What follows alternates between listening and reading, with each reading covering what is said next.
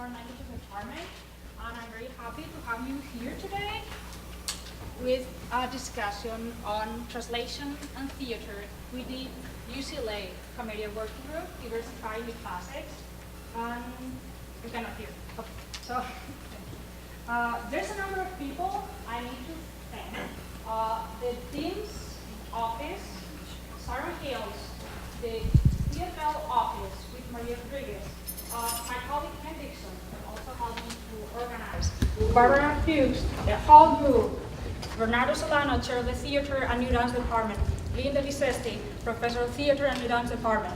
And I think we're ready to start, and I hope you enjoy the event. So I pass my word to Barbara, folks. I'm gonna read a brief short bio, very brief, because it's tremendous the amount of work she has done.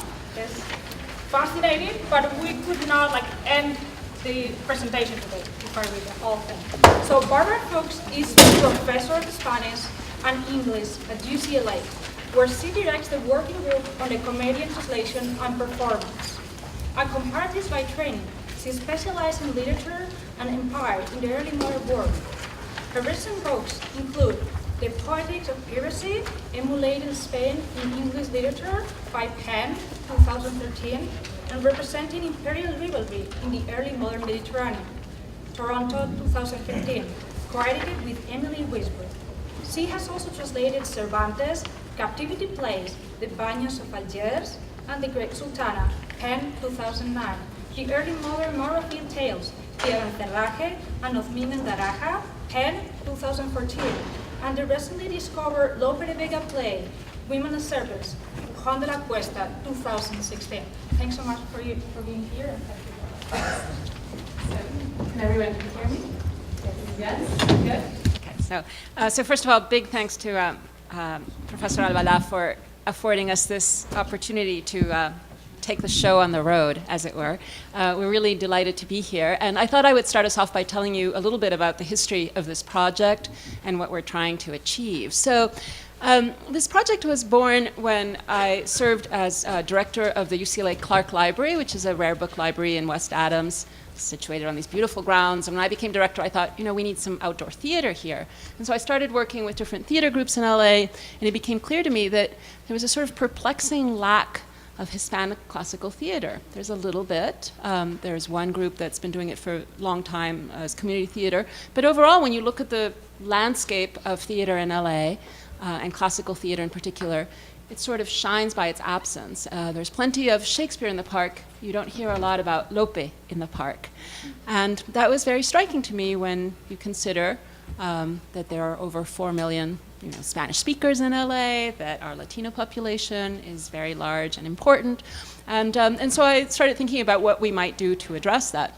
So one of the first things we did is we set up a partnership with a theater group called Playwrights Arena that specializes in promoting the work of LA playwrights.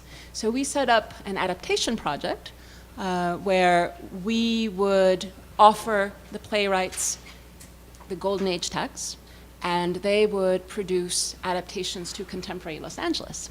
And that project has been going now for 3 or 4 years and produced a bunch of really interesting new plays.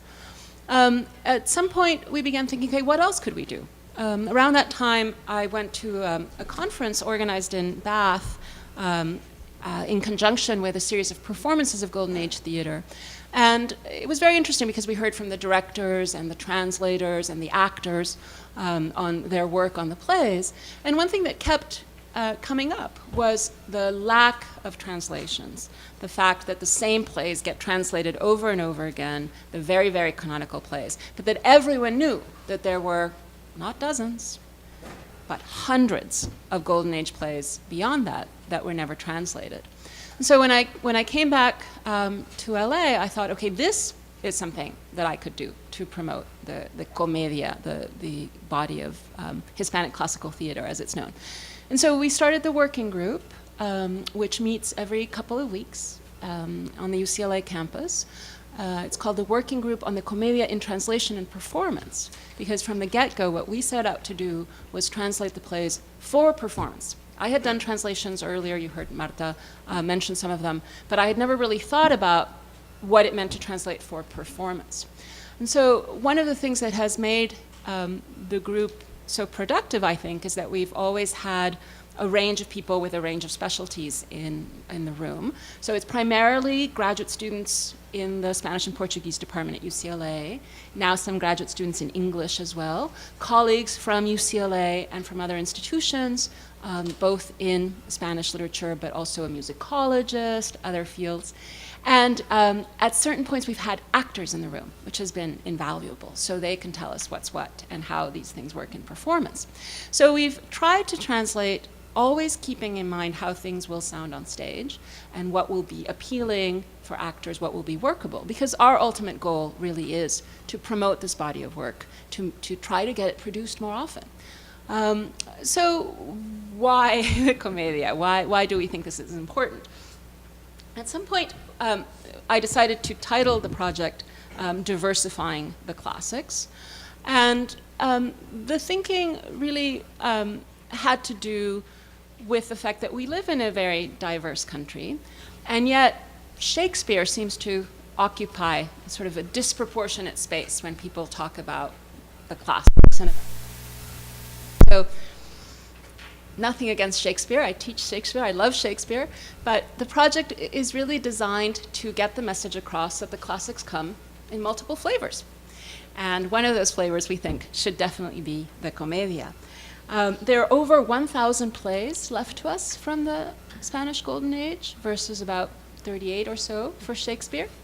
I wanted to read to you a quote from the Shakespearean editor and critic, Gary Taylor, who's written, "We assume that Shakespeare's 30-odd plays contain more of humanity than the 500 plays of Lope de Vega we have not read, leading, I do not doubt, to our neglecting all those aspects of humanity which Shakespeare neglected, on the assumption that anything outside the circle of his art does not exist." So that's one rationale for why we might want to look beyond Shakespeare. There's an important sense also, I think, that we should be able to convey to students, to audiences, to citizens of LA and beyond, that Shakespeare is not the only version of the classics, that some of the classics come from the Hispanic tradition. And I think that's a really important message to get across. You know, the NEH funds all kinds of projects on Shakespeare, grants for Shakespeare for a New Audience, Shakespeare in the prisons, Shakespeare on, military bases. Those are wonderful projects, but perhaps there might be room there, again, for classics in a different flavor, right, for thinking about diversifying the canon. Those of you who are involved with the theater department will know that there have been some really productive conversations in the field of theater around diversity and the need to diversify the personnel of theater, right? Who gets to direct? Who gets to act? What do our casts look like? What do production teams look like? Those are really important discussions. Part of what we want to bring to the table is the idea that you also need to diversify your canon. If, the most diverse you're going to get is to do a Shakespeare play with a Latino director, that's great, but you haven't really gone as far as you might, right? So we see ourselves as contributing to that project by really arguing for a more diverse canon. There are also really interesting implications on the literary history side to the project, and I'll just say a word about that in concluding. So the more we looked for plays to translate and the more we thought about what plays might be appealing to modern audiences and modern theater companies, the more we realized that the plays we wanted to translate didn't look very much like a lot of the canon Hispanic classical plays that get produced a lot. Many of the plays that get done often are plays that feature a kind of emphasis on honor and, chastity and, the punishment of transgressions, et cetera, et cetera. We found plays that were far more playful, valga la redundancia, plays that were really self-conscious and aware that many of the strongest ideas about honor in the society were things to be worked around. Plays that came from people existing in the city, in a Madrid that was growing exponentially and when everyone had to negotiate their self-presentation. In short, these seemed to us very modern plays. They had amazing roles for women, because unlike in Shakespeare's England, actresses were allowed on the stage in early modern Spain. So playwrights wrote for actresses. They were divas, really. They were very famous, and they sort of carried the shows. So we saw that there was a tremendous amount to appeal to modern audiences and modern companies in the plays, and that this was not what was represented as the Spanish Golden Age in our literary histories. So a project that really began from performance and from outreach, I think has also taken on this importance in terms of the canon for literary scholars and for literary history, right? We want to say there are other versions of the Spanish Golden Age that you might want to consider, that you might want to keep in mind, and that there's an interesting history for why we privilege some versions over others. So we are publishing the translations soon, we hope. Some of them are already available online on our website. These are free for anyone to use. Nothing would make us happier than to have them produced as widely as possible.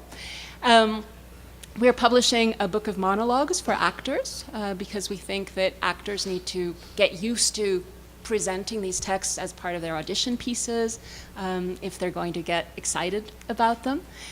We've also partnered with the theater department at UCLA so that we now do a translation in the winter and fall. We revise it in the summer, and in the following fall they do a stage reading of it.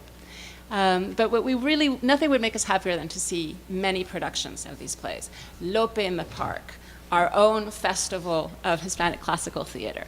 So the project has been going for about 3-4 years now, and we're just getting going. So with that, I will conclude and hand things back over to Marta. Thanks so much, Barbara.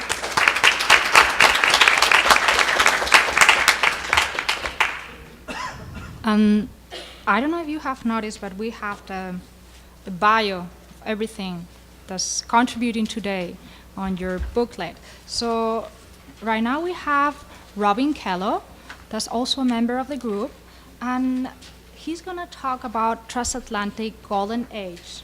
So Juana Inés de la Cruz and Juan Ruiz de Alarcón in a brief introduction. So we talk about a text that we're going to see later on.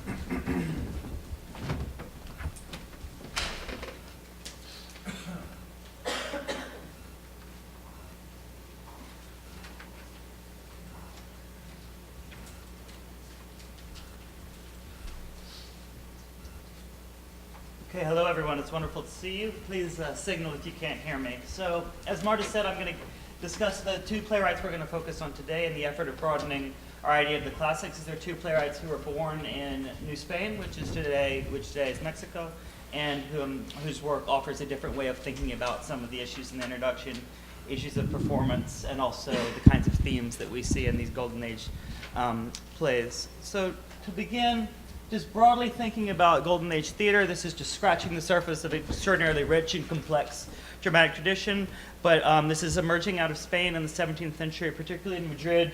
You see the corrales, which are these outdoor theaters where you would have different seating arrangements for different class groups, but all different classes would be experiencing the same plays together. So as this quotation here from a historian of Spanish theater, Jonathan Thacker, says, Spaniards from the royal family to the mosqueteros who stood to watch the play, men and women, clergy and laity, the literati and the illiterate, all became connoisseurs of the rich dramatic menu served up to them. So the idea here is these audiences were looking for certain kinds of plays, and so you see what might be appealing to different kinds of audiences across classes. So you see issues of class mobility itself, often characters who are servants are of lower status who are moving up in status due to their own cleverness and often due to deception and intrigue. And then you also see a theater that's very much engaged with its own socio-political and urban context of a rapidly growing Madrid. So the playwrights we're talking about today, Sor Juana and Juan Ruiz de Alarcón, were both responding to this tradition. Their plays were very much engaged with these other plays of the time, such as the plays of Lope de Vega, as Professor Fuchs discussed. So Sor Juana is an extraordinarily important figure in Mexican and Hispanic literary history more broadly. She was born in 1648 in San Miguel Nepantla, outside Mexico City, which was in the capital of the Viceroyalty of New Spain. And So when she was young, she was a prodigy. She learned to read by age 3. She was speaking Latin by 9, and she was close to important figures in the aristocracy and the royalty of New Spain. She wrote in a number of different kinds of forms. So verse, she wrote a lot of poetry. Probably her most important poem that's read today was called First Dream.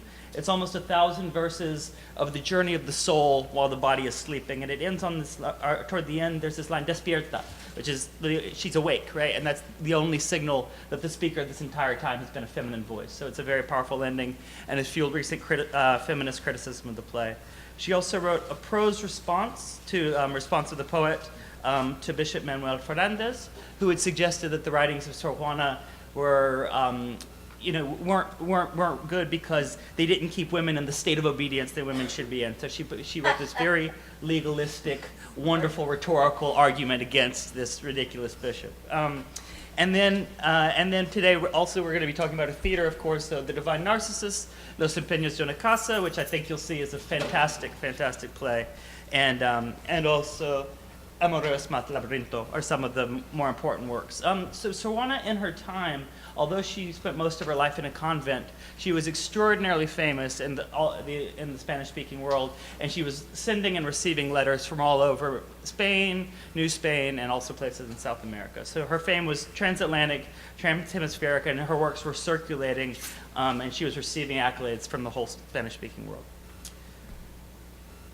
Juan Ruiz de Alarcón is a different kind of figure. He was on the move. He was, shuffling between Mexico and Madrid for much of his life. He was born in Mexico City in 1581. He went to Salamanca, first went to Spain to study law, and then came back to Mexico to finish his law degree, and then went back to Spain in 1613 with the intention of establishing himself as an important political figure in the government.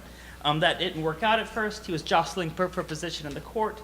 And so he said, okay, well, what can I do to make some money? And he decided to try his hand at writing plays, because this was a proliferation of these Golden Age plays, and a writer with a hot pen and some ideas and a good sense of the other plays going around could get, okay, what would an audience want to hear? So he wrote a number of different plays, probably a little bit over 30 plays, some of them in the tragic mode, some of them religious, some of them sort of magical, drawing on the fantastical elements, but most famously these comedies of love and deception. And that's sort of what we're going to focus on today. La Verdad Sospechosa, which I think you'll also agree is a fantastic work, is really based on these ideas of love and deception and romantic intrigue. This play, which is considered his most important play, was also foundational for French theater. If any of you do French theater as well, it was the model for Corneille's Le Mentor, The Liar, and so that has a rich history of both in performance and in translation in different languages.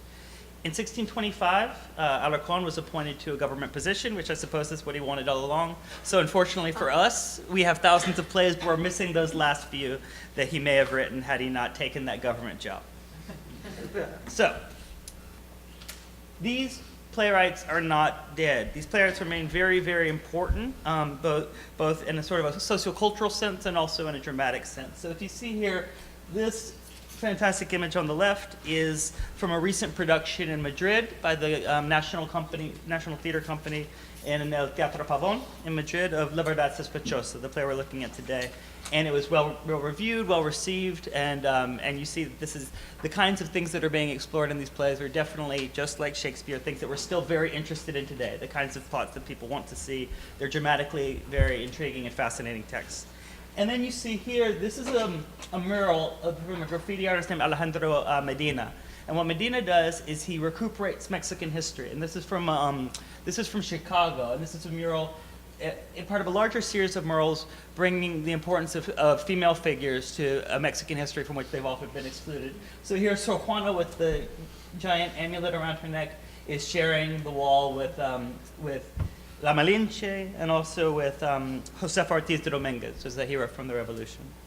So this is just sort of to scratch the surface of this incredibly rich field of Golden Age theater that we're going to get into more closely today. So thank you for listening. Thank you very much.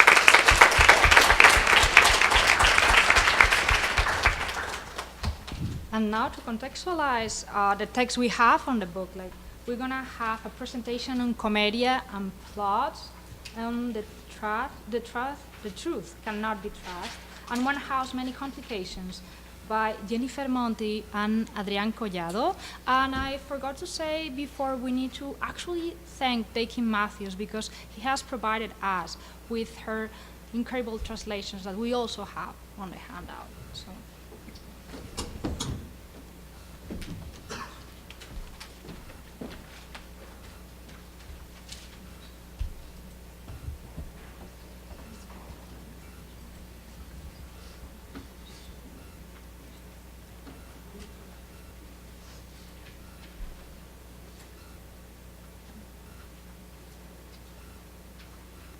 Hello, everyone. Thank you for coming.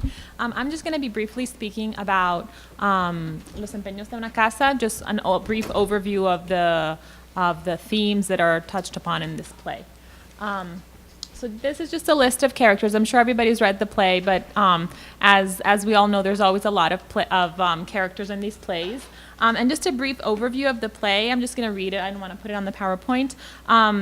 So Los Empeños de una Casa is a typical example of a comedia de enredo, so a comedy of intrigue, and it tells the story of Leonor, Ana, Juan, Pedro, and Carlos. They are the main characters, and of their trials and tribulations to be with the person they love. Through deceits, lies, half-truths, and bribing, Pedro and his sister Ana wish to force themselves into marriage with Leonor and Carlos, respectively, though well aware that Leonor and Carlos are in fact in love. After a series of complications and misunderstandings, the play ends on a relatively positive note. Leonor and Carlos wed, Juan and Ana also wed, although Ana is no longer in love with her suitor. Castaño and Celia, the two servants, become romantically involved, and Don Rodrigo, Leonor's father, recovers his honor. The only character whose story does not end positively is Pedro, since he loses Leonor to Carlos and remains alone. So this is just a map of Spain of the time. You can't really see where Madrid and Toledo are. They're right in the center of the peninsula.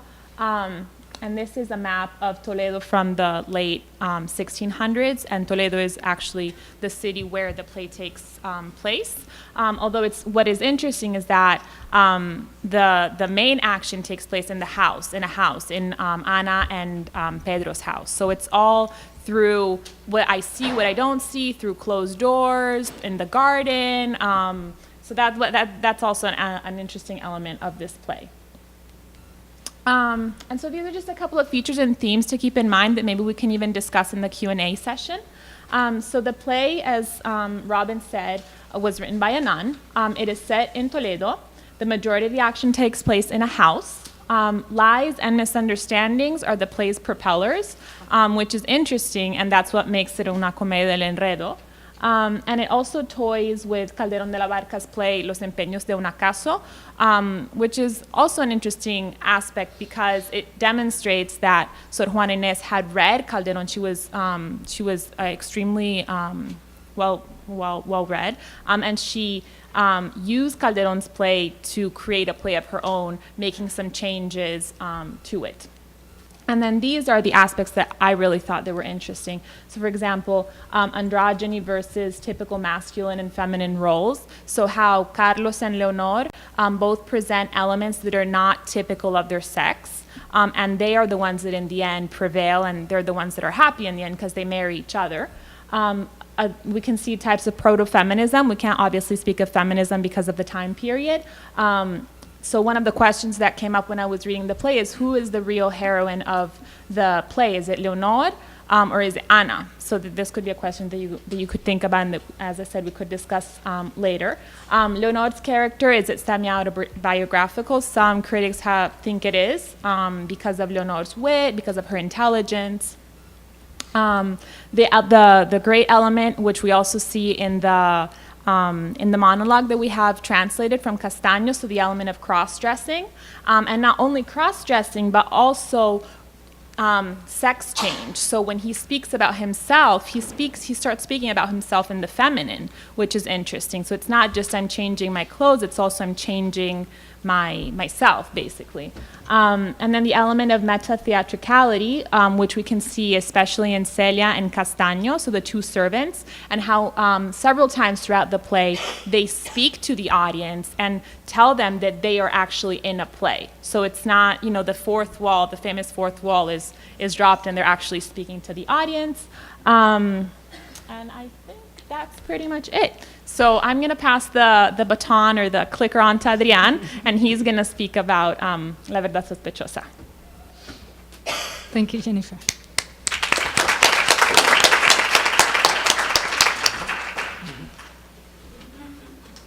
Good afternoon, everyone.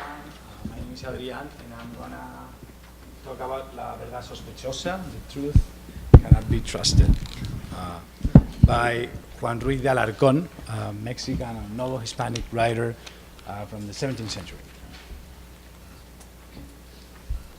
I'm going to just read the plot, the summary. La Verdad Sospechosa is the story of a young, deceiving aristocrat, Don Garcia, who returns to Madrid from the University of Salamanca to be the heir of his family. As soon as he gets to La Corte, to Madrid, he falls in love with Jacinta. In order to marry her, or just to marry or to get her affection, he entangles himself and others in a web of lies. Ultimately, the truth is revealed as usual and order reestablished. Don Garcia must pay for his wrongful conduct and lies. To avoid physical punishment, he has no choice but to marry Lucrecia, a woman he doesn't love. Hopefully that's not usually the case. Okay, so some of the features and themes that are important. This is an urban comedy around one character, Don Garcia, and one plot. And most of the plays of this era have more than one plot and usually more than one character. No, but this one is the plot is focused on Don Garcia and Don Garcia's story. It takes place in Madrid, the court, right? Madrid was the center of Spain, the center of the empire. But also it has references to the University of Salamanca and also reference to the Indies, right? I mean, Don Garcia pretends to be an Indiano and pretends to come from the Indies. So it has that connection with the Indies too, that reference to the Indies. The play is a critique of lies and the act of lying, or at least that's one way to read the play. No? So therefore, it has this didactic and moral purpose. But I think that's one way to read the play, but there are more perhaps complex and deeper understandings of the play, not just the moral and didactic, you should not lie, right? I mean, I think that there's something else. So, there you go. And the play also, it is a critique of aristocracy and society in general, and the corrupt values and vices. For example, deception, materialism, obsession with appearance, extravagance, vanity, and violence. And it also has this aspect of meta-theatricality as the one Jen was talking about, because if you think about it, Don Garcia's lies could be understood as theater, right? He's pretending to be someone he's not. He's playing a role, he's acting. No? So in this era, the theater it has these self-references, to its own genre. And then it's very important to remember, I think the play also makes us think about what does verdad mean, right? I mean, what's the truth and what's not the truth. No? So I think that's something very important, no? to keep in mind that perhaps we can discuss later. And Don Garcia, I mean, at the beginning it's yeah. I'm changing the slides on my computer, but not on the screen. So Don Garcia is not the only one lying in the play, although it's the only one getting punished. He's not the only one lying. So it's very important to remember that and to be aware of that, and how lying function in society in this era. No? There's another play of Ruiz de Alarcón, Los empeños de un engaño. There's this quote, vivir y trampa adelante es la corte refrán, no? Meaning that lying and pretending and tricking, it's common use in Madrid, in la corte. No? So that's very important. And perhaps Don Garcia is the more extravagant liar, but then we have Don Beltrán, his dad, and Jacinta, the girlfriend or the woman, no, the girl in the play. They also hide the truth in a way, no? And they also lie, more prudent, more but not as extravagant as Don Garcia, but they are also lying, no? And they don't get punished. So do whatever you want, but don't get caught. Oh, that's basically okay. And then the ending, right? Because this play, when you get to the end, so they discover that Don Garcia was lying all along, and they punish him. So okay, you've been lying. Now you have to marry the woman you don't like, you don't love. So imagine having to marry someone for the rest of your life just because a couple of lies. No, I mean, so the idea is it too harsh, the punishment, or is it appropriate to punish someone because of this behavior? No, that's the question we ask ourselves when we get to the ending. No, and is it poetic justice or excessive imposition of control? No, I think that's something we have to think about. Is Don Garcia reformed because of this punishment? Is he gonna stop lying? He's probably gonna cheat Lucrecia, right? He doesn't love Lucrecia. He loves Jacinta, so he's gonna probably cheat on her, or maybe not. Who knows? Isn't the marriage between Don Garcia and Lucrecia a lie too? Right? I mean, it's exactly what they are trying to correct and reform. They are correcting lies with another lie. So I think it's something we should think about. Thank you.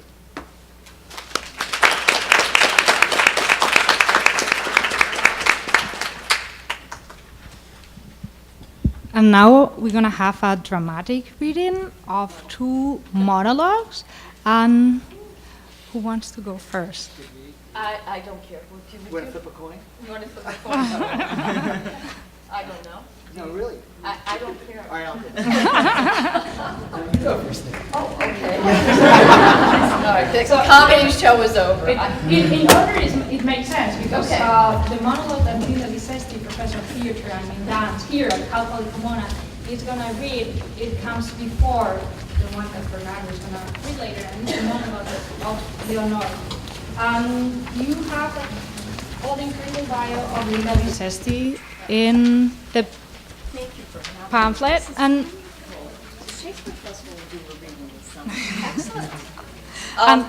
just a brief notice, like 3 lines about Linda, but you have much more, so she can correct me and amplify of it. But she's the artistic director of the Southern California Shakespeare Festival in residence at Cal Poly Pomona, where she is also the head of acting. She's one of the 200 internationally recognized designated Linklater boys teachers, trained by Christine Linklater.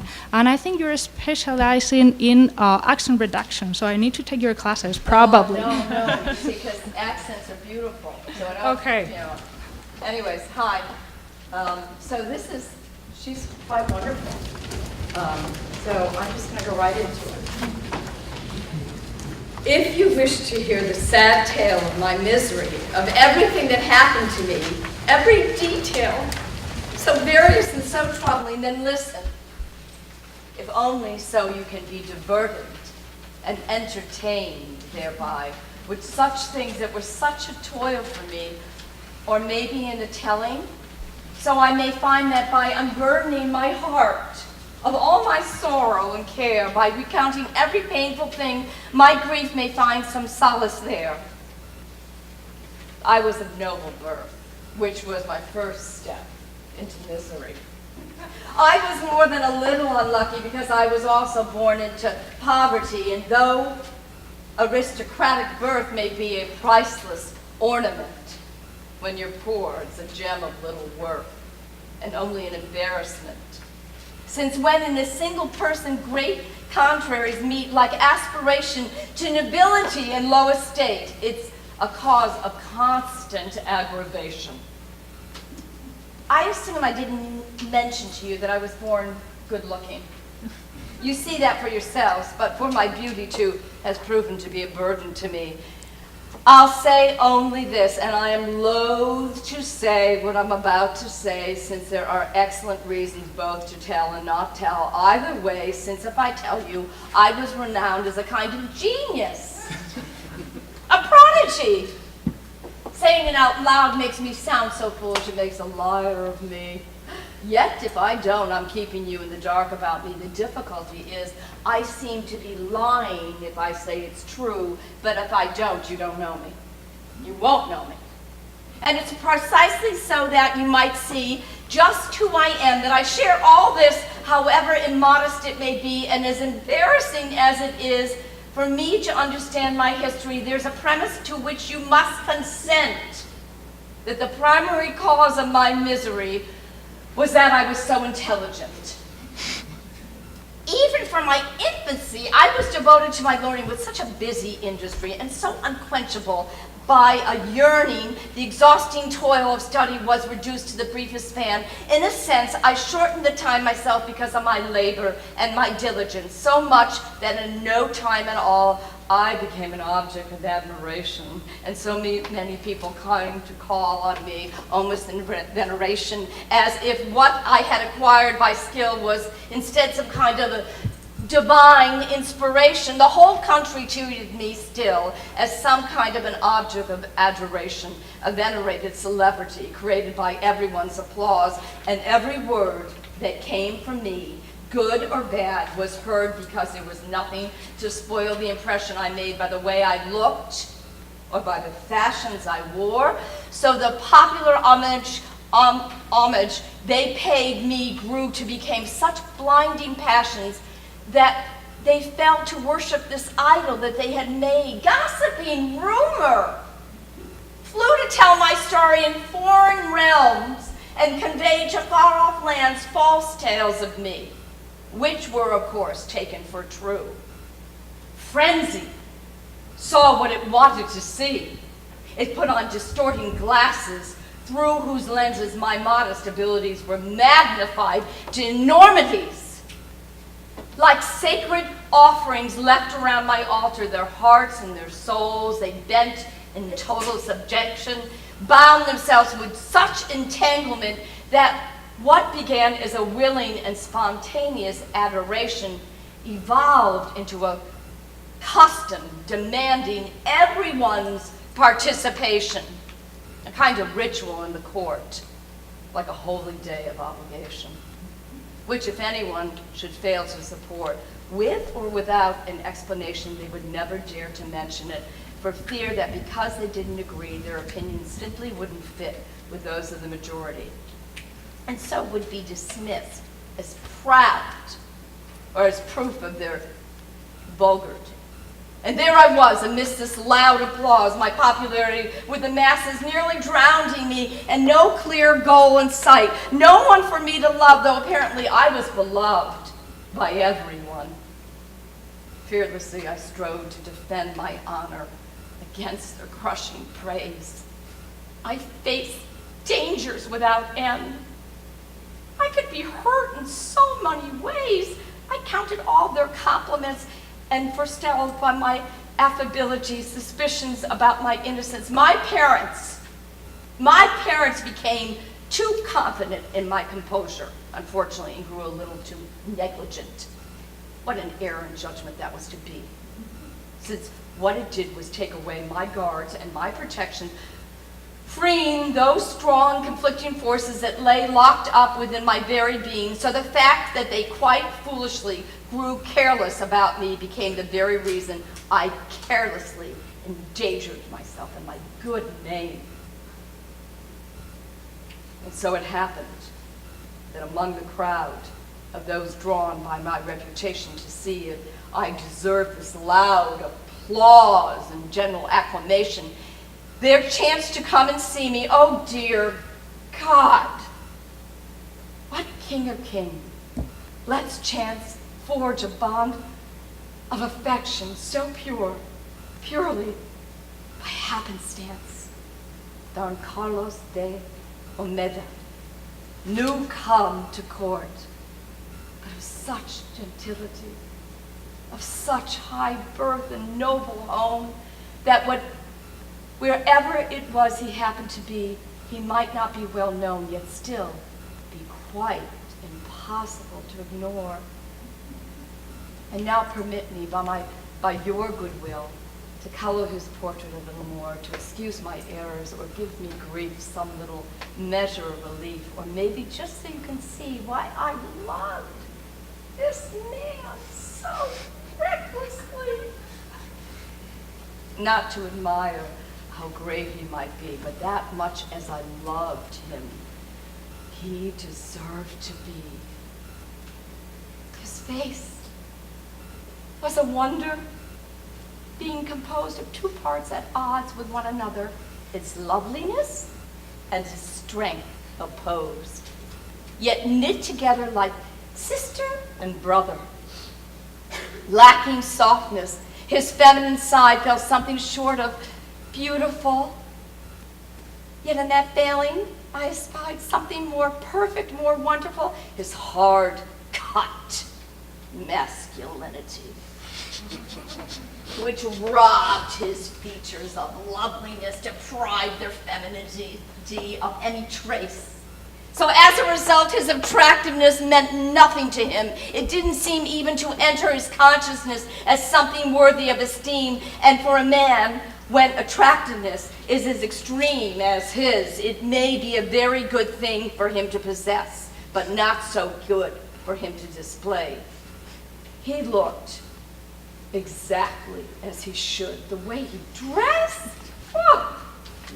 the care he took of himself. It's possible nature could have given him a similar look, but Carlos was the only one there whose look suited the very core of his being. Providence took care when nature fashioned him to pour into a body so genteel the spirit of a man of steel.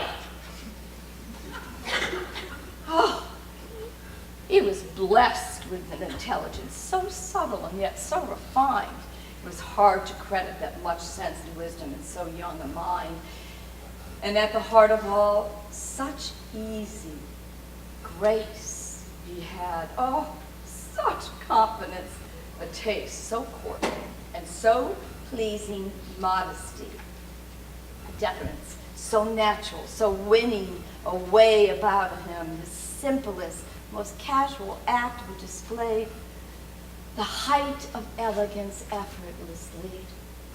He loved with such humility, paid court with so much tenderness, spoke to me so persuasively, treated me with such gentleness, behaved in some so perfectly that as a wooer he displayed the submission of the devotee and the courage of the unafraid. Patience when he found me cold, accepting my favors quietly. In dangers resolute and bold, yet prudent when he had to be, with gifts of such preeminence, and others I have yet revealed. What woman could offer any defense? Even the carefulest woman would yield. In short, my lady, I fell in love with him. I don't want to regale you now with boring stories of my folly down to the last detail. Surely you're smart enough to know how lovers usually make a mess of their affairs, the beginning so full of worry and restlessness, the middle of risk and jeopardy, the end with either tears or tragedy. For us, our love grew mutually, along with the wish on both our parts that one day we would be able to see this happy union of our hearts confirmed by vows and chastity enjoyed in our marriage bed. And so that my father would not be an obstacle to have me wed, who was already going about weighing the merits of my vow, busily trying to figure out how suitable any of those might be. We decided to elope this very night in violation of my father's dearest hope. Our honor and my reputation. think I went on longer than I was supposed to. I'm going to end it there. Okay, fantastic.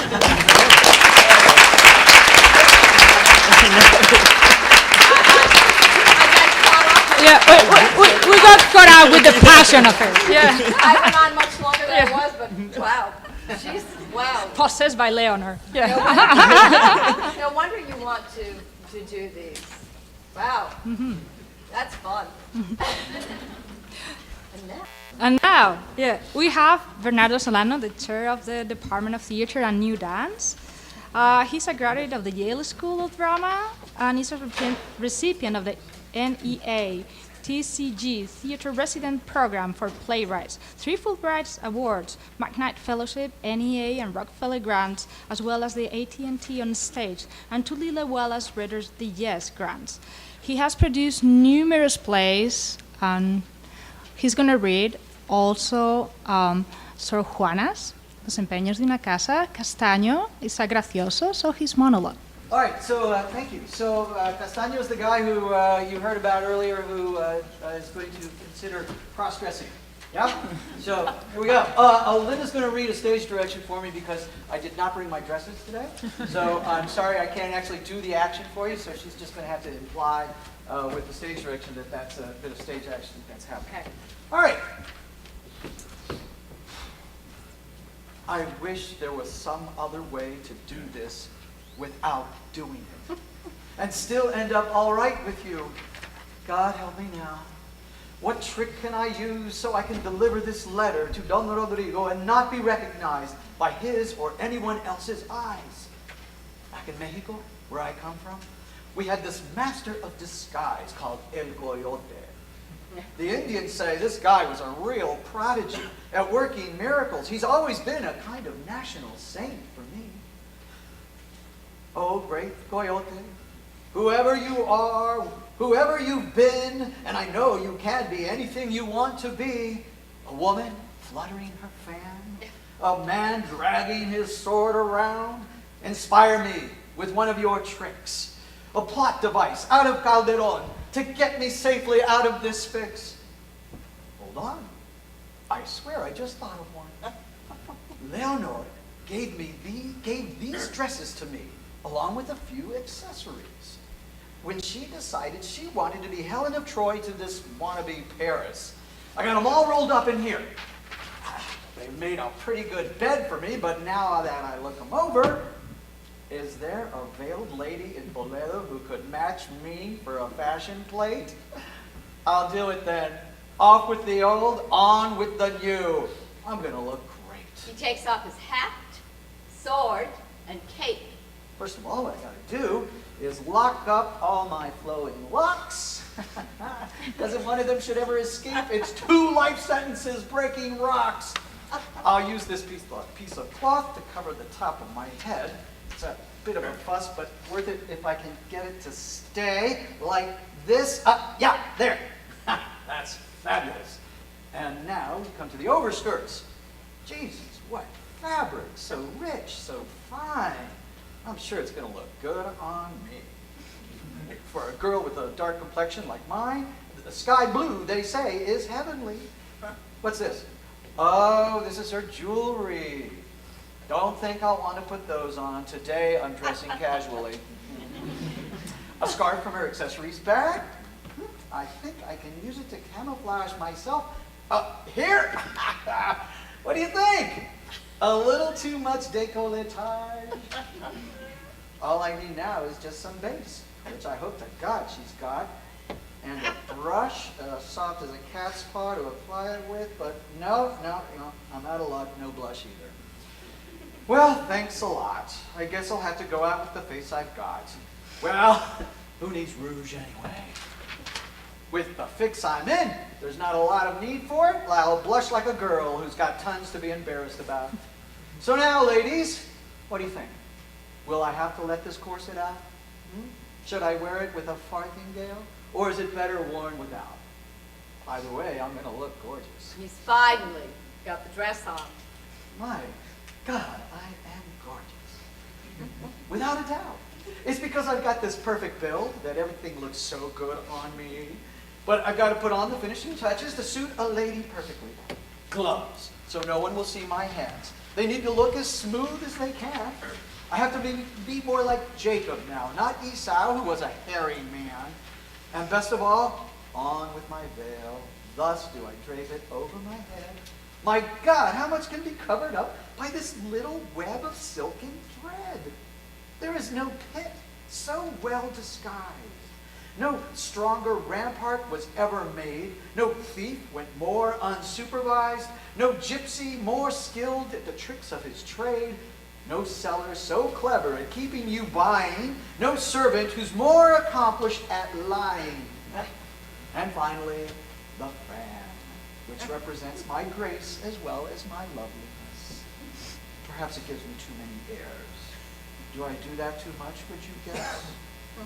There's a lady in the audience who right now is saying to her friend, Marianne, that clown up there is a little too good at let's pretend. Attention, ladies! It's just a play.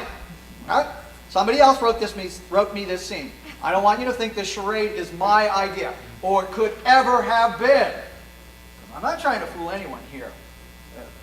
Least of all you, sir.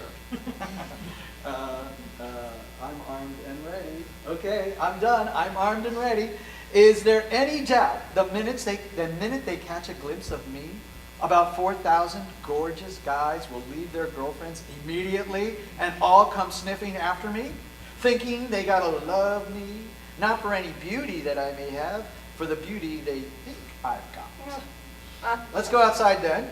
All ladylike, quick little steps, dignified, carriage upright, posture, the head tilted slightly to one side, no, just a little, not a lot. And one hand gathering up the shawl and covering one eye with it, but leaving the other to see it all.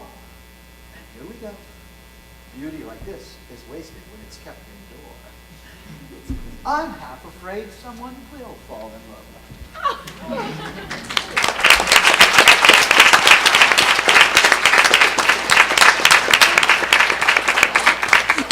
Thanks so much, Bernardo. And now we are all passionate and in love. And let's see how a tapada, a veil, castaño would look like.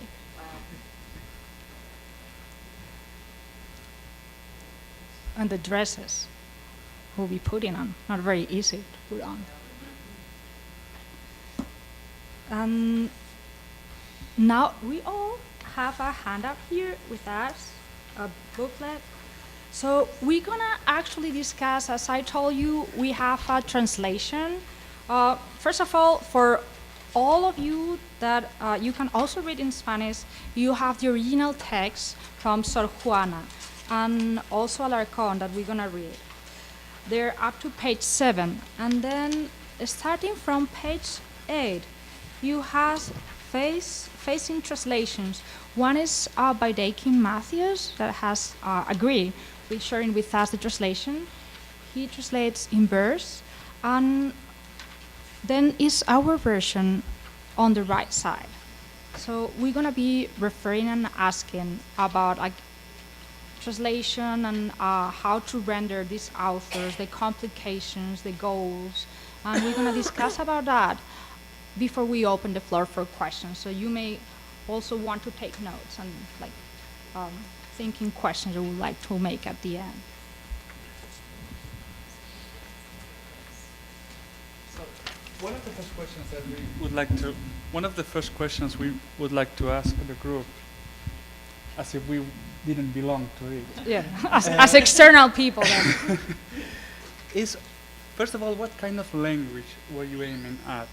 Why did you translate, for example, not in Shakespeare's English, but in today's English? And what kinds of decisions do you do in that sense?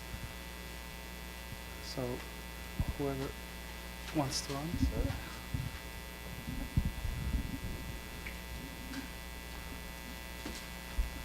This is tricky. Hello, Laura. Honestly, translating in prose is easier. Let's start with that. I have great, tremendous respect for all the playwrights that we have read who are able to translate in verse. because it can be very difficult. I think the two that we heard today were in verse. But also because I think you can keep closer to the original meaning if you translate in prose. Because we're able to make decisions about semantic importance and syntactic kind of feel of the translation if we do it in prose, whereas with verse you're kind of having to add words or rearrange the order in order to kind of have those matching couplets at the end. So I think the biggest reason is that we create a version that is much more, I guess, faithful in one sense to the original, although having the verse is really great. Another reason we do it, I think, is because we really like the snappiness of having really short, direct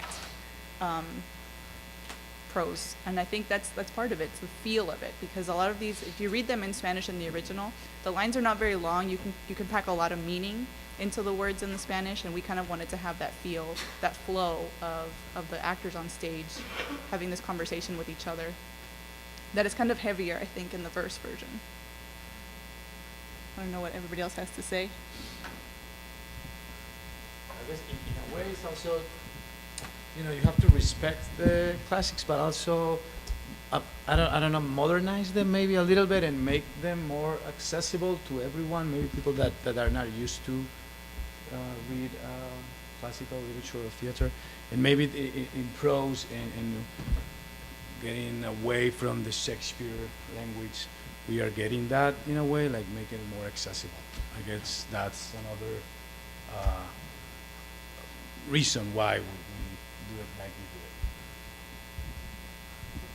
So when the plays were done originally, they weren't high culture. They weren't sort of remote artifacts, right? They were written in a language that everyone could follow, and they were for popular audiences. So it would be very odd to try to make them that kind of high artifact, right? So what we want is a feeling of, we say vernacularity, right? That they sound the way people might actually talk. We think that's going to give actors a lot to work with without being informal, right? So you should, when you hear the language, you should realize that this is a play and that this is a play from a different time without that making it awkward. So it's a little bit delicate. There's a yin and yang thing to it.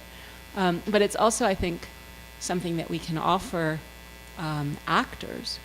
There's a lot of discussion in the field of Shakespeare about, whether Shakespeare's language is off-putting, whether it's too difficult, what you can do to make it easier for audiences. The Oregon Shakespeare Festival is running a program where they have a grant to playwrights to modernize Shakespeare's English, to translate Shakespeare into modern English, which is very controversial. When you're working with a translated text, you can sort of sidestep that whole discussion because we translate into an English of now.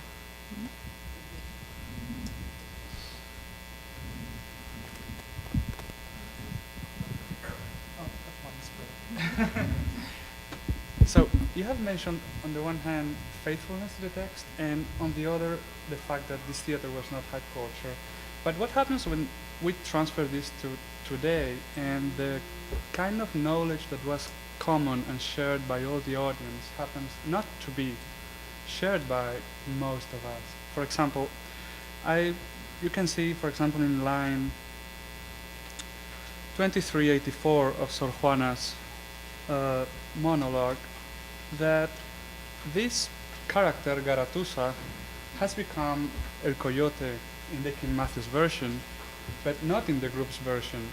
Or, for example, there is an allusion to El Tapado in Sor Juana's 2471, which has also disappeared in the King Matthew's version. And I guess there are good reasons for this kind of choices. If you want to comment on them. We are in page 8 and 10 for this. So the group strives at maintaining original names and references, just because we feel that, if it's in the text, it means that the author wanted it to be in the text. What we normally do is insert footnotes when something like that comes up, and we explain who the character is or who the person is. And then, the director, if this play were ever to be performed, the director at that point has the option of, you know, cutting it out or adding another name if they feel that it's easier and if they feel that the audience would understand them better. But we strive to maintain the original names, and that's why, for example, Garatuza and El Tapado in our version remain Garatuza and El Tapado, and then we insert footnotes at the bottom explaining. And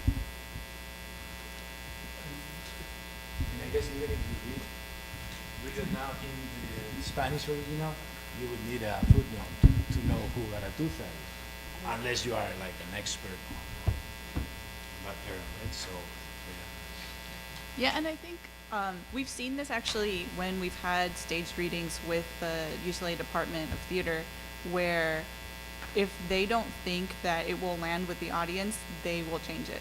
Actually, we had to encourage them to kind of be more free with the text because they really want to like have it preserved as if it was this thing that's untouchable, like Professor Fuchs was saying, like an artifact, where we want it to be a living text. We want it to be taken and worked with and kind of finding a balance between keeping this faithfulness to the original, but also making sure that you as the audience and us as the audience are actually understanding what's going on in the play. So I think in this case, I think it's really interesting that Dick and Matthews chose El Coyote as the translation. I probably wouldn't have, because my family's from Mexico, and to us, you know, in Mexico, coyote has a very different connotation. It's not the trickster, it's the guy who gets you across the border. So for example, that can be a problematic, to say the least, translation. It would depend really on how people read it, and I think you did a great job reading it, where I thought trickster, not, you know, smuggler. That's a problem with particular places, but even omitting something I think is tricky because, you know, we're translators, we're not adapters, and so we want to make sure that we present the whole text and leave those choices for a director. Because there might be a director who picks up on a particular thread in the play that passes through some of these names or some of these references, and it becomes really important for that production. Because, I don't know, they want to refer to ancient Greece in their production, and so every reference to ancient Greece becomes really important. I mean, you know, it's kind of a crazy example, but we don't want to foreclose the possibilities for the people putting the plays on. So, you know, we want to translate very closely and leave it all in, while making sure that we convey the, please, you know, take out what doesn't work for your production. I have a question for all of you, because I've done a lot of Shakespeare, and I actually saw ART, where I'm from in Boston years ago, Jerry Jones do Life is a Game, by, Yeah, it's Calderon. and that really stuck with me, because it was a really powerful woman that was fighting with broadswords and everything. And I kept saying, what play is this? But I had known, because I'd gone to theater school, but I heard people go, is this Shakespeare? And I said, no. Is this Restoration? No. The one thing that I experienced when I was reading this, forgive me for, I probably missed a couple of words, I guess I went through it, is one thing that I think that is challenging for today's audiences, because I find sometimes audiences are disconnected from language because of the society we live in. That's not without judgment, that's just a fact for me as an acting teacher, is that we're storytellers and language is where we start, the story, the narrative, is that I would really love to see, and I think you've all done it, this is so witty, and I don't think audiences really understand how wit was used with Shakespeare or in these plays, and I would hate ever to see any translation that doesn't honor that. Because that is an experience for an actor that they have to have when they are embracing these outrageous characters. And I think that, you know, with Shakespeare, prose is actually spoken much faster than verse, and it's actually much harder to speak because there's no iambic to set up the poetry, and you have to pick out the operative words. But the experience of wit is ingrained in language, which I think you guys have done, all of you have done really well with all of this. I'd hate to ever see that be compromised. Because that's about the people that lived then and their minds. And that's the actor's job to convey that to the audience, you know, the experience of wit. I don't think we use wit the way these plays used wit. And I think it's something that I, as an acting teacher, always am trying to explain to my students the use of wit. Yeah, I think that some of the decisions about doing prose come from there because we can be brief, Yes. and as we know, brevity Yes. is the soul of wit. So Yes. the Yes, we do. there's a sort of cutting to the chase that is Yes. often very powerful in the Spanish. I don't know if any of you have ever translated between Spanish and English. Usually, if you were just translating, I don't know, directions, the English is much shorter than the Spanish. This is the exception.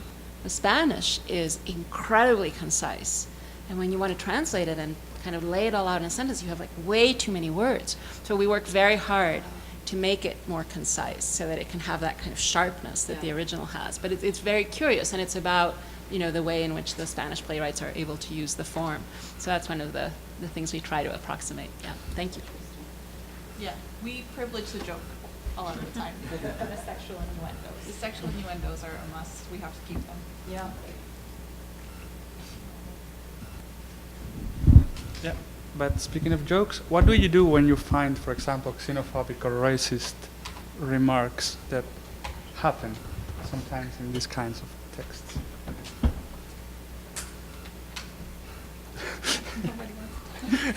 Should I tell my story? So, I mean, this is a really tricky one because, these are plays from a different time.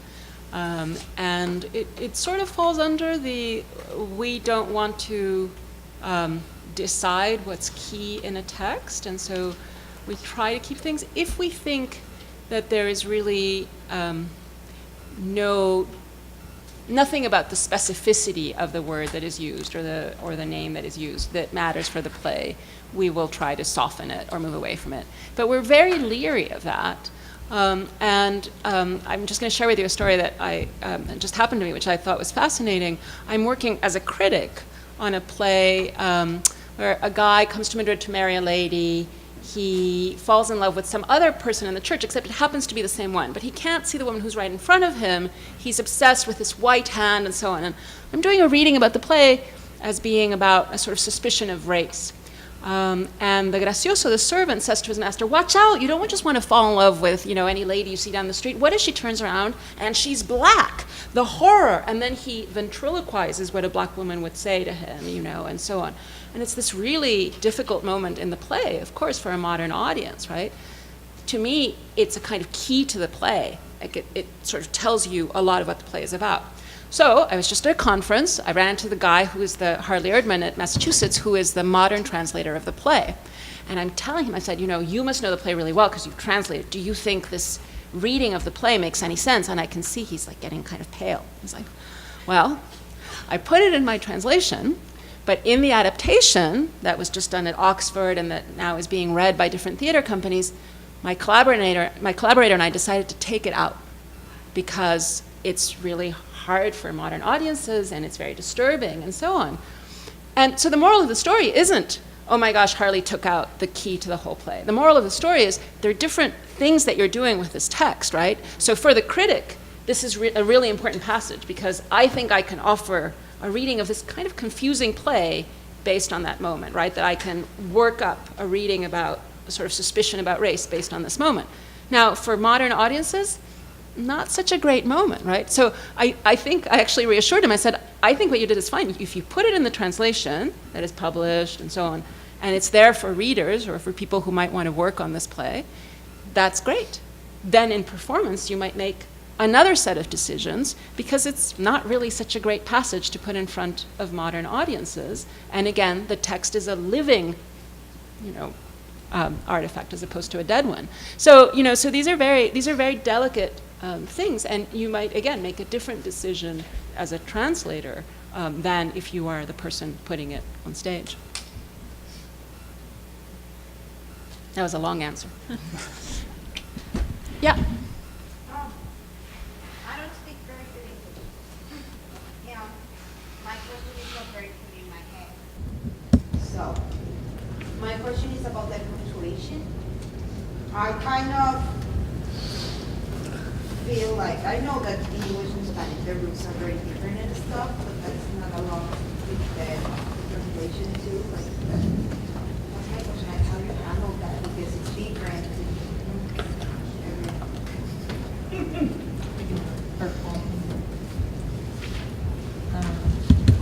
That's actually a really great question, and it's something that we are.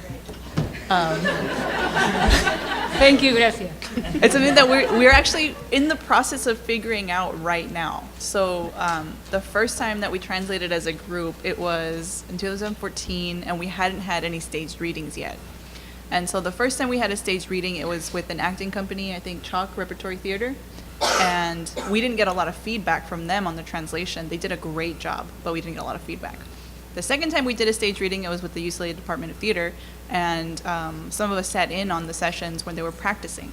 And we realized pretty quickly that our punctuation, which we were trying to keep faithful to the Spanish as close as possible, like you said, they're very different, it was not helping the actors at all. It was stopping them. They couldn't keep up the flow of the speech because of the semicolons. Like an actor doesn't know what to do with a semicolon in a lot of cases.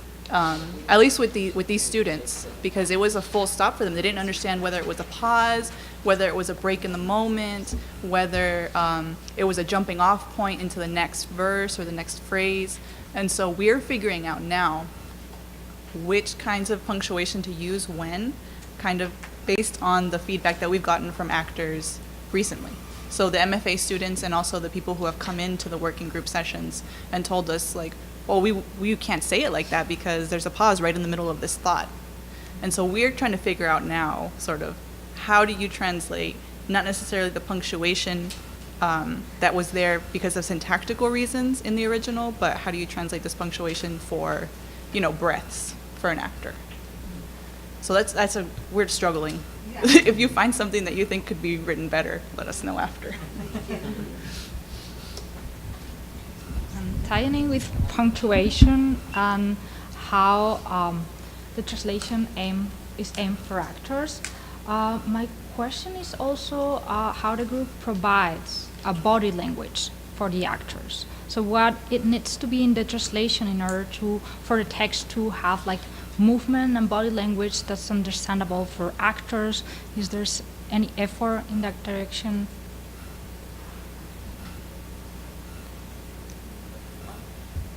Sometimes we try to look for verbs that convey that meaning. So we'll look for a word, that gives the idea of what we've been translating from the Spanish.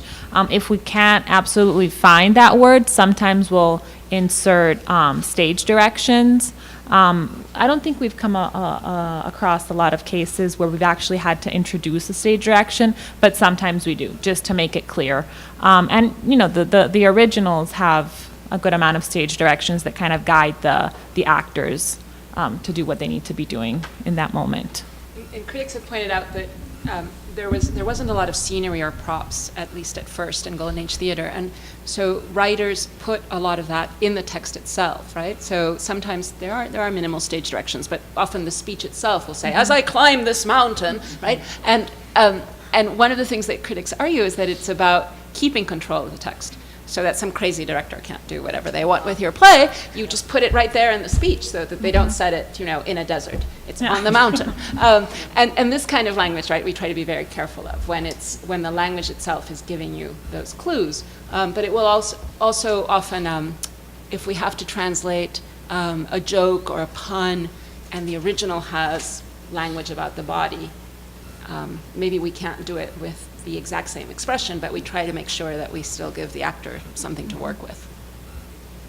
Yes?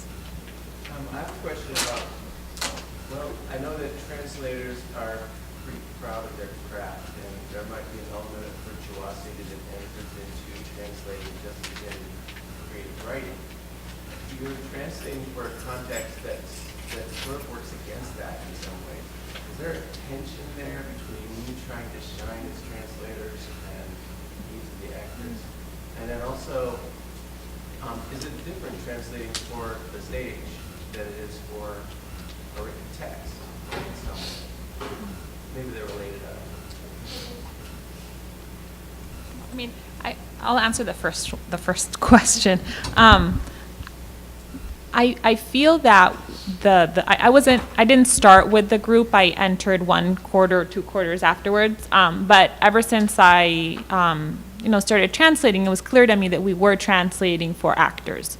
So whenever we might include something in a translation, and then, as Laura was saying, one of the actors or the professors in the theater department tells us, look, this really is not working for us. We're really open to changing that and understanding that if we want to translate for actors, our translation virtues kind of need to, be put to the side, because that's not what we're doing. We're not translating for the sake of translating. We're translating so the actors can actually represent these plays. And I think the collective translation also works against that, virtuosic dimension. It's not that there aren't, inspiring moments, because you're sitting around a table and throwing everything you can think of at a problem, and then when someone says, has the right answer, everyone is like, oh yes, that's it, right? That's what will work beautifully, and those moments are really satisfying. But in general, we divide up the play in sections, and then we workshop it, and then we revise it. So some of that virtuosic stuff gets diluted in what I think is a salutary way. But it's definitely different to translate for performance. I mean, I translated Cervantes plays before this that, where I felt like I was just offering them to scholars in English who were interested in, Cervantes in the Mediterranean, but they couldn't go read his plays. I never expected them to be performed. I never gave a thought to how they would work on stage. That was just not my purpose in translating. And I don't think I could translate that way again. They're plays,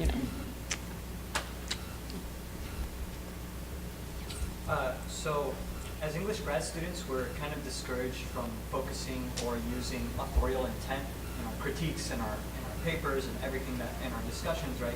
But I figure that in translating Golden Age Spanish plays and dramas, especially because they were all speaking to one another in the moment in their contemporary world, you kind of have to take some authorial intent into your translation. But I was wondering how that process works. Is my assumption off? Or, how does that factor in if you learn that, one playwright had correspondence with another and said, hey, I'm copying a little bit of what you're doing here. Do you take that into account when you're translating, or do you keep everything in a bubble for the artistic integrity, or what? That's a great question.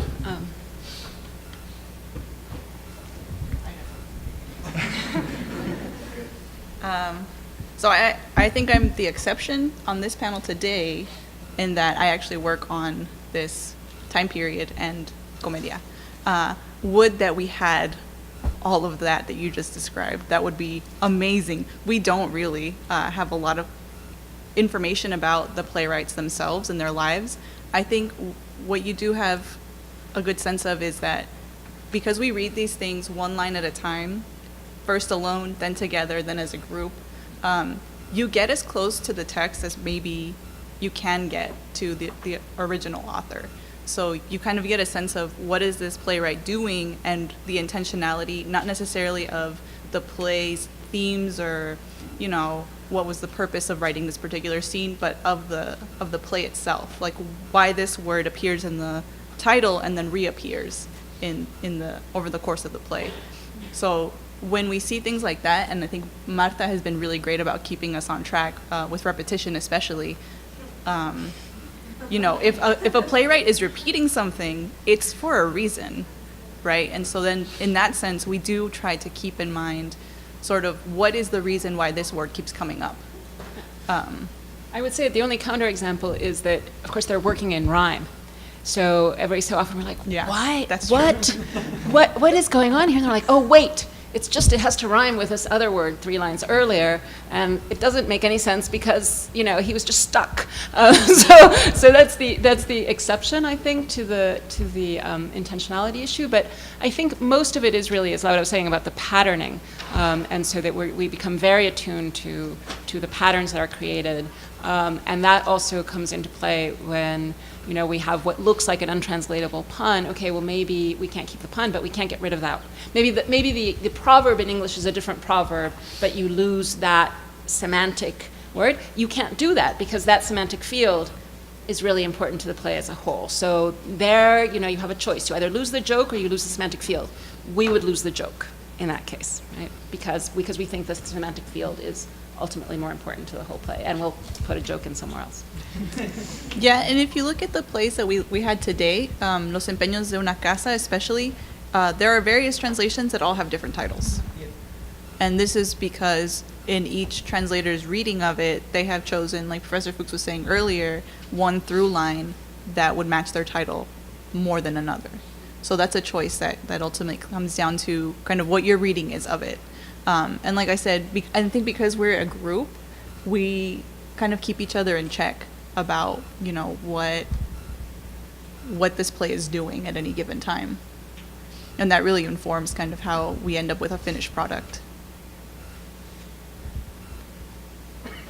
Yes. I have kind of a specific question. On page 8, lines 2403 to 2404, when we were doing translations in our class, and she didn't let us see your guys' translation until we had finished ours. It kind of surprised me that your translation, where it's speaking about the skirts, it says, I have them right here. I slept on them last night. The reason why that surprised me is because on the original text, he says, y las tengo aquí bien cerca, que me han servido de cama.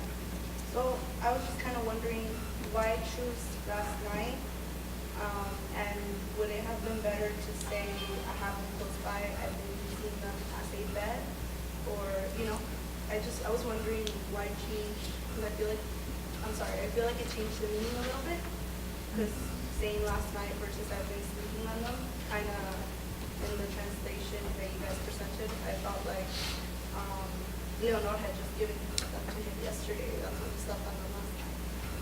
So,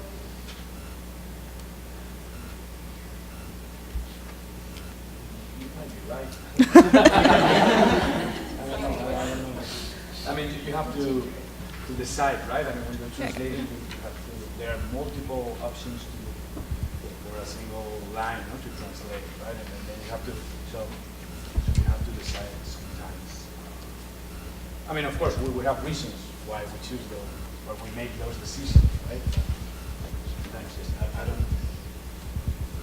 Yeah, I think you are, because we're still in the same night, right? We're still in the same confusing night that the play is taking place in. So yeah, so last night is incorrect here. Yeah, it would be better to no, and the I think we were going for the. I didn't translate this. Our other members of the group did, but I think we were going for concision, right? That I slept on them last night is, you can see it's shorter than they've made a pretty good bed for me. But we could have a concise version that didn't specify last night, and that would be more precise to the text, yeah. Yeah, what had you translated as? oh, I just put, on the line before, where it says I have them right here, I would have said I have them close by, and then the line following after that, I would have put I've been using them as a bed. So I just Yeah. changed those two lines into that. So now you get a sense of how the working group works. This is the kind of conversation that we have all the time. That's a good translation. So amongst group members, like if you have something that doesn't translate very well, how do you guys come to a decision on how that's going to be presented? Because I know in our class we did like women and servants, and we had to explain to us that servants didn't mean lowly servants. It meant like still well-born people who were in the role of servants, and so there's really no good way of explaining that. So how do you come up with servants in that? So that play I actually translated by myself. The workshop translates together, but then we also encourage members to do their own projects and bring them to the workshop, and we run them through our gauntlet. So when I began, I was determined I was going to call it, something with staff. I just loved the idea of, to this ambiguity where like these people are not being called servants, but really they get treated like servants most of the time. But it was just too contemporary, right? I had to make a choice there between a word that perhaps emphasized the social distance a little overmuch, or a word that put you too much in the contemporary, and it pained me.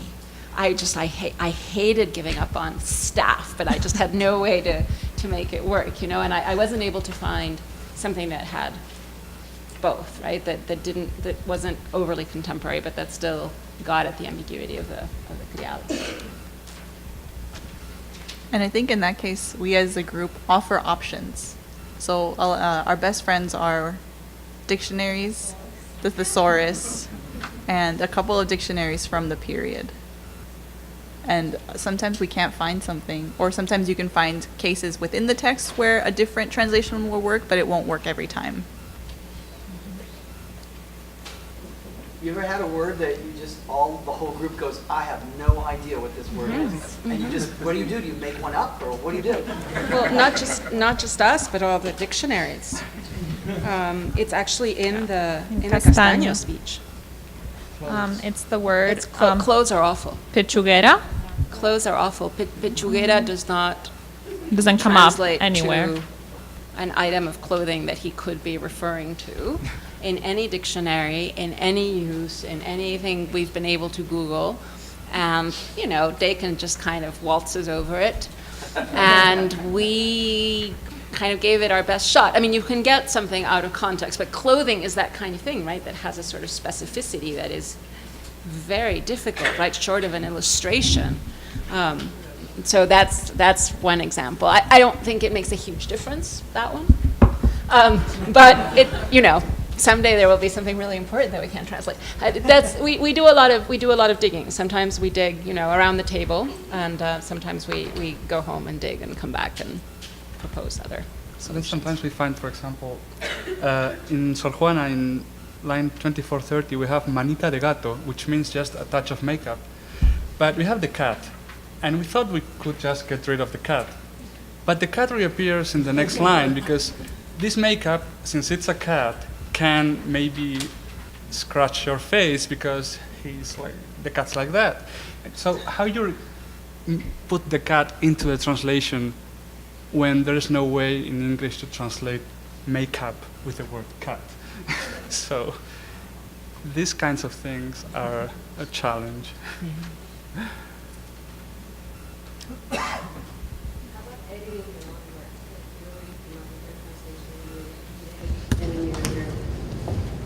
I don't like this, how this sounds anymore, and you kind of rephrase it.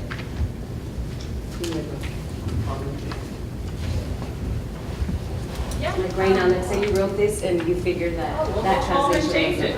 Yeah, we'll go home and change it. No, the way the translation group works, as Professor Fuchs was saying, is we divide the text into several parts, and each part, 2 people work on it. So 2 people together translate their section, and then we bring that translation to the working group. And that's where the big editing goes on. So when, they're like, no, maybe we didn't understand an expression, and somebody else in the group does. And so they'll translate that in the working group. And then over the summer is when we polish it up. So we go and review parts that maybe we weren't too convinced about, or we add the footnotes. So the big editing goes on in the workshop, and then over the summer is when we kind of clean it up. But yeah, we're constantly changing stuff that we don't like, or that's not too convincing, or maybe somebody, is Googling something and they figure something out. And so then we'll insert that into the text as well. Yeah, so it's a work in progress. Yeah. Yeah, and there's a constant sort of pruning because we're aiming for, as short and concise as possible. Sometimes you read it and you're like, I can get rid of this that, I can get rid of this adjective, And I guess I feel that until it's in print, it's always open to further editing. Yeah.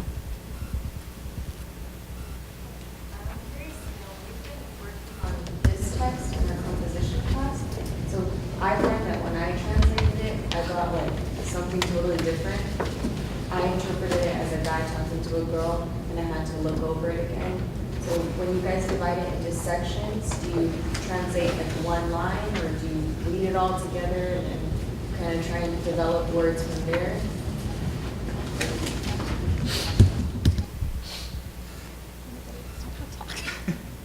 I mean, I guess you should read the whole play first, right? And then go to your section and translate only your part. But yeah, I mean, it's recommendable to read the whole thing and make sure that you understand the whole play as a whole, and you you have the references that come up later in the play that could help you translate your own part. So you have the whole picture. That's also very important, to have in mind that, okay, this word keeps coming up, so it's an important word. We should get right on it and get a good translation of that word. So that's why it's useful to read the whole play, and not only your section. And also adding to that, so we translate sections that are longer than the ones we translated in class. So we always have about like a couple of scenes, 10 pages. So it's not like you're translating a verse or 4 verses. You're translating a long section with a partner. So it will be a different experience than just translating 10 lines, 20 lines, 40 lines. But that's not to say that the syntax never eludes us. Yeah. We get ourselves, sort of up the wrong alley and then have to backtrack and say, no, wait, this is the subject of that verb, because it's sometimes it can be very labyrinthine, and we have to reconsider because there's different words. In Spanish, you have one word that can mean 5 different things. yes. So you all have to argue. Yes, so that certainly comes up, and also because maybe more than one meaning is possible, and the translator is doing a work of interpretation and of reading in fixing it. I mean, the ideal would be to keep all those meanings in play. Sometimes it's possible to do that. Sometimes it's not, because the polysemy doesn't translate, right? The multiple meanings of the word in one language don't actually translate into multiple meanings of the same word in the other language. So, but we try to not close down where we can. And I think there was a question here. Yeah. I was just wondering, I know like the cultures are different, Spanish, like, Mexican, Salvadorian and all of that. Do you guys like play to one of them more so than another? Like as far as like how you're trying to translate it? I'm just curious if that is a factor at all. So also one thing I would add, it's this is 17th century. So then, for example, we have seen Alarcón is coming back and forth to Madrid. So there's certain differences, but also it's a totally different period that is not, the nationalities are not constituted as nowadays. So one of the things is Alarcón is operating in Madrid court. Something to keep in mind too. Not San Juana, but Alarcón, yes.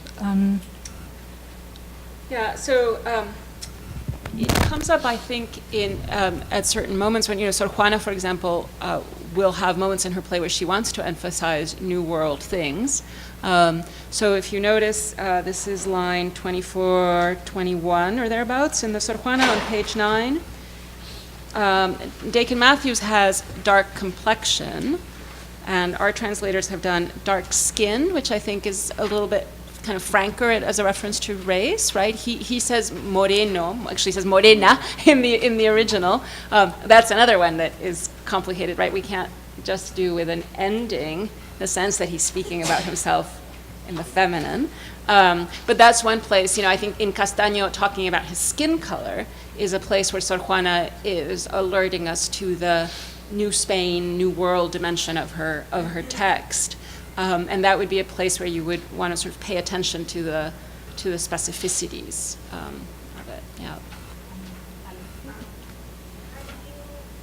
guess my question is, when you have two translators, how do you handle when they have opposing views of how a text should be translated into, and like a strong opinion, oh, no, it should be this, or no, it should be that. We fight it out. How do you handle it, and how time-consuming it is, like, to translate, let's say, like a chapter or like a section? I think Paul is the best person to answer this question because Paul is always the one that says, let's get back to this point. And it's never adversarial. It's always, let me insist on the importance of this reading.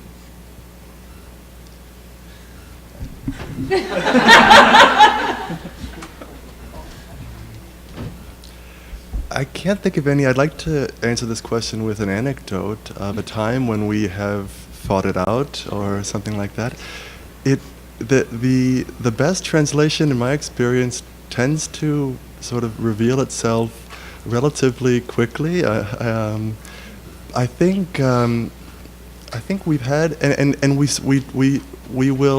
we're happy to also just defer the decision to a later time as well. I think we don't let ourselves get stuck on a difficult translation. We'll highlight it and go back to it. I think maybe specifically where we've had the most difficulty in two cases that we haven't brought here today are two plays in which the title of the play appears a handful of times throughout the play. And so this is not only an issue in translating the body of the play, but also obviously for translating the title. And this is another play by Alarcón called Los Empeños de un Engaño, and then a play that we translated a couple years ago called A Wild Night in Toledo, La Noche Toledana. And the title appears in both of those plays several times, and also in different ways, and almost in ways that allow for different interpretations and translations. And so I think to answer your question, our strategy is to defer until we have a more global vision of the translation. We ultimately do make a decision, and it's usually peaceful. Consensus emerges, yeah. So in talking about a specific play, The Truth Can't Be Trusted, you mentioned like the meta-theatricality, you also mentioned the different layers of lies and deception going on. How do you translate intonation? Because when somebody lies, something happens in their voice, something happens in their body language as well. And I know that you were also saying that, you know, you put, I am climbing this mountain as part of the action, speech as action. But how do you translate intonation or lying in this case, especially when the character, Don Garcia, is absolutely adamant about lying, and near the end he starts telling the truth more. So is there a shift in how he speaks and how he changes between them in the translative process? I guess that's a good question, and that is something that the actors really should have in mind, I guess, to change that intonation and that acting. When we are, as translators, I mean, the text doesn't say anything like here, Don Garcia is speaking differently or anything. So we have no choice to just translate word by word. But yeah, for sure, the actors should have that in consideration. I remember another play that we translated. It was the one with this character, this flamboyant character that has like a long speech about Aranjuez. That's a Wild Night in Toledo, yeah. And that long speech, I think that the intonation and the voice, I think it was a huge part of that monologue. Right? It needed to be, you know, very funny. So yeah, intonation, it's really important, but I think mainly for what you put to play on stage, but when you translate, you know.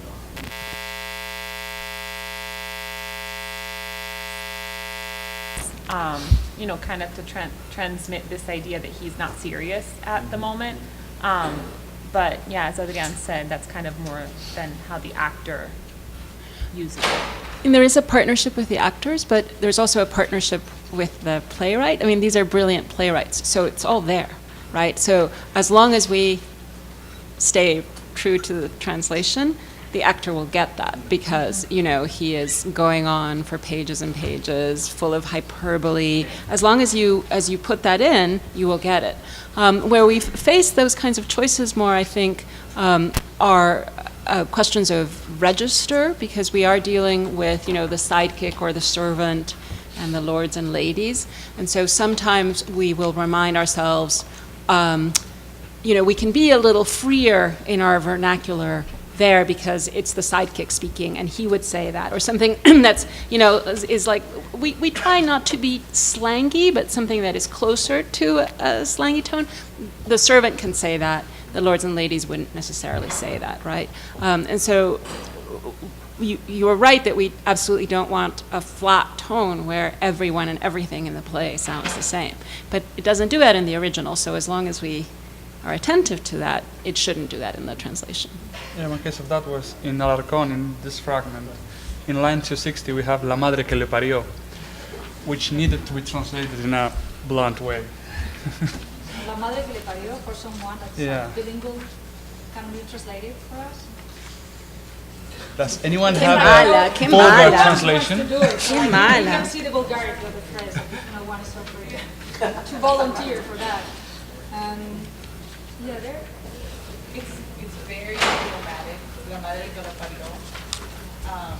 And we could, Paul and I translated that this particular passage, and we could not think of an idiom that was quite on the same level of, slanginess, but also the idiomatic sense. I think at the end, like, Yeah. Barbara called like the mother that taught you, the mother that taught you out. Yeah. It still isn't quite right? But it's still, it was funny. It was funny. So Yeah. we were like leaning to like actually not making it so vulgar, but then it was not funny or making it very vulgar. And it's like something in between. So Word for word, it means the mother who birthed him. Right? Yeah. Yes, are you saying that la madre que lo parió is colloquial, is improper español? no, Not improper, but not improper. Colloquial. I mean, it makes sense. It makes sense to me that. What other way could you say it? Yeah, no. In the paragraph is built up is something that's it doesn't sound like the rest of the verse. So it's like this man. This is like a The question is not bell. about the Spanish. The question is about the English. What is the English equivalent to that has the same connotation? And I think the professor asked a question that had to do with untranslatability. And parir is, I think, in a way, it's close to an untranslatable word. So it would be birth, but that doesn't have the same connotation. It's not, maybe untranslatable isn't the right word, but you can't get to all of the nuances and all of the connotations of that verb in English. So the question is more about how do you, not about whether it's correct Spanish, of course it is, but if we can translate it literally into English with all of its meaning. I would imagine that there is something similar. We couldn't think of anything. If you have It's a one, question to all of sure. you. Yeah. If you guys Take can think of suggestions. a good suggestion for that. But there's an earthiness to it, I think, that's really hard to translate.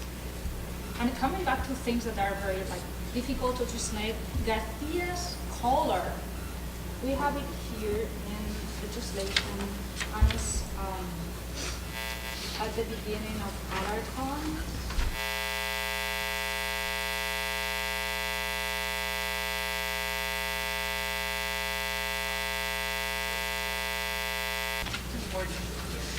So this is a very difficult passage because it's also talking about clothes that are no longer in vogue. And it's a very funny passage, but how do you convey a very funny passage about something you don't wear anymore? And the audience don't know how it is. Yeah, so he's talking about, and I think if you think of Shakespeare, that big cuff collar that he wears, I think that's what they're talking about. But how do you make that funny? Someone who's never had to wear one in their lives or seen one in person.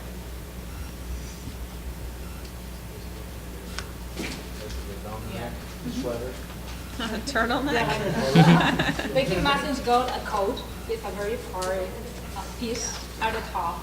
And of course an actor wear like the actual collar, he could play with it. But if not, like it's this piece that you don't use any longer as a translator, it's a very difficult passage. Yeah. To translate things that are not vogue anymore. So Paul and I chose to use the word waffle to describe it because waffle is a funny word.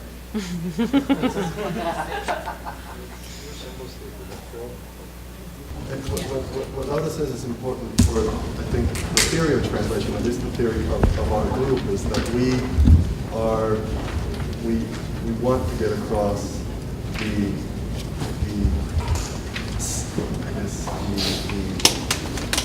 we try to think about meaning on a more abstract level, in this case, humor, more than literal word-for-word translation. So we take that step back from the concrete to the abstract, and we say the point of this phrase is humor more than literal